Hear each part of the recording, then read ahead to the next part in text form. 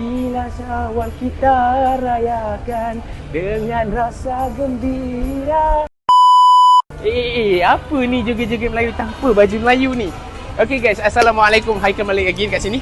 Okay, sekarang aku ada dekat Azura B punya collection, dekat bazar dekat Kampung Kelam ni. Okay, sekarang aku nak tunjuk korang.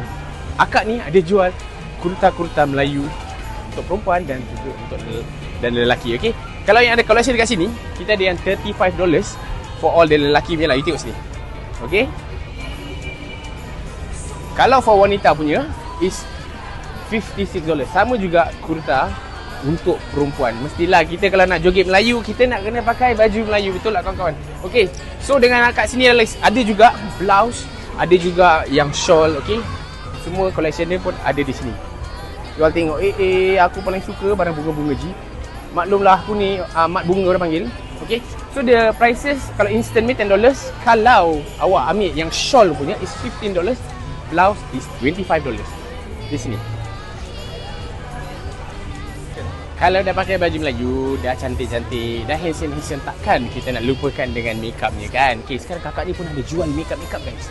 Okay, wangi pun ada, takkan nak bau-bau kan? Tapi dia ada haruman bau yang sedap. Okay, you all boleh datang, boleh tanya, boleh check.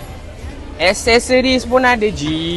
Accessories seperti cincin-cincin yang menawan ada kat sini. Okay, gelang ke apa ke.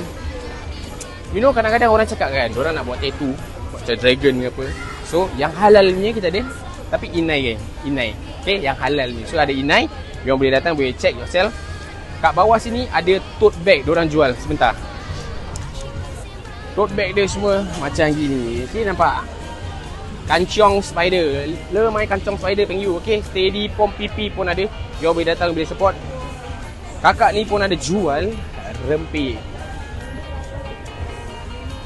So ni lah, Melayu aku ni kadang-kadang macam bombastik sikit. You all tengok hampir dia ada kacang dan juga ada udang. Takkan datang rumah pakai baju kurung dengan baju Melayu, takkan tak ada kuih-kuih raya, betul tak? Akak ni pun ada jual kuih raya geng. Jangan takut, korang datang aja tengok kuih-kuih raya dia ada.